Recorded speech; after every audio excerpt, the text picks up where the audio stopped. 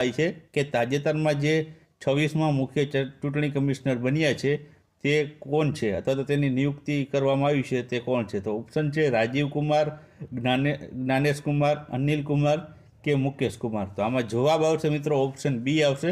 જ્ઞાનેશ કુમાર છે તેઓ ભારત દેશના 26મા નંબરના મુખ્ય ચૂંટણી કમિશનર બન્યા છે. આજરોજ છે તેઓની મિત્રો નિયુક્તિ કરવામાં આવી છે અને રાજીવ કુમારનો કાર્યકાળ પૂર્ણ થયો છે અને તેની જગ્યાએ છે જ્ઞાનેશ કુમાર છે તે નવા ચૂંટણી કમિશનર બન્યા છે. અને ખાસ આમાં યાદ રાખજો કે જ્ઞાનેશ કુમાર છે મિત્રો તે 26મા નંબરના મુખ્ય ચૂંટણી કમિશનર ભારત દેશના બન્યા છે. ત્યારબાદ આગળ વાત કરીએ તો વડાપ્રધાન નરેન્દ્રભાઈ મોદીની આગેવાની હેઠળની જે પસંદગી સમિતિ હતી તેમણે છે જ્ઞાનેશ કુમારને ભારતના આગામી મુખ્ય ચૂંટણી કમિશનર એટલે કે CEC એટલે કે ચીફ ઇલેક્શન કમિશન છે તરીકે તેને નિયુક્તિ કર્યા છે. ત્યારબાદ જે રાજીવ કુમારના સ્થાને મિત્રો આવ્યા છે અને મંગળવારે રાજીવ કુમારનો 65 વર્ષની ઉંમરે તેનું જે નિવૃત્ત થાય છે તેના કારણે છે નવા જે છે ચૂંટણી કમિશનર જ્ઞાનેશ કુમાર બન્યા છે. ત્યારબાદ જ્ઞાનેશ કુમાર મિત્રો છે 1988ના જે કેરળ કેડરના નિવૃત્ત IAS અધિકારી રહેલા છે.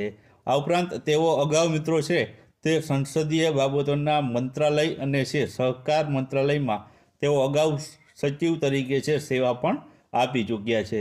ત્યારબાદ આગળ તેના વિશે વાત કરીએ તો તેઓ ગૃહ મંત્રાલયમાં તેમના કાર્યકાળ દરમિયાન તેમણે શ્રી રામ જન્મભૂમિ તીર્થ જે હાલમાં અયોધ્યામાં મંદિર બન્યું છે ત્યાં આ જે શ્રી રામ જન્મભૂમિ તીર્થ જે ટ્રસ્ટ છે તેની સ્થાપનામાં મિત્રો છે તેમની મહત્વપૂર્ણ ભૂમિકા ભજવી હતી. આ ઉપરાંત મિત્રો તેઓ છે જમ્મુ કાશ્મીરનો જે મામલો ચાલી રહ્યો હતો 2019માં તેની જે સુનાવણી હતી તેમાં પણ તેમણે મુખ્ય જે છે ભાગ ભજવ્યો હતો.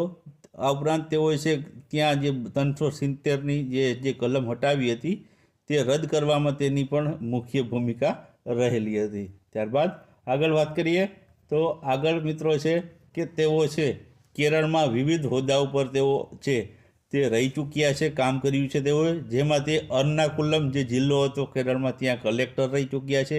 આ ઉપરાંત કેરળ રાજ્યની જે સહકારી બેંક છે તેમાં MDના પદ ઉપર પણ તેઓ રહી ચૂક્યા છે. સાથે સાથે આગળ વાત કરીએ તો તેમણે છે IIT કાનપુરમાંથી સિવિલ એન્જિનિયરિંગમાં છે BTech કર્યું અને ICFAIમાંથી બિઝનેસ ફાઇનાન્સ અને જે હાર્વર્ડ યુનિવર્સિટી છે તેમાંથી પર્યાવરણીય અર્થશાસ્ત્રનો અભ્યાસ પણ કર્યો છે. તો મિત્રો આ હતી જ્ઞાનેશ કુમાર વિશેની અગત્યની જે માહિતી જે તમને પરીક્ષાઓમાં છે પૂછાઈ શકે.